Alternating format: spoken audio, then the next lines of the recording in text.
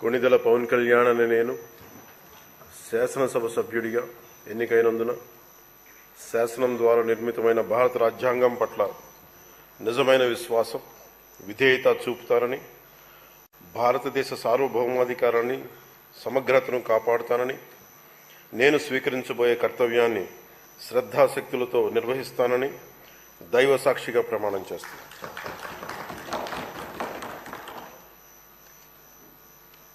కొణిదెల పవన్ కళ్యాణ్ అనే నేను ఆంధ్రప్రదేశ్ శాసనసభ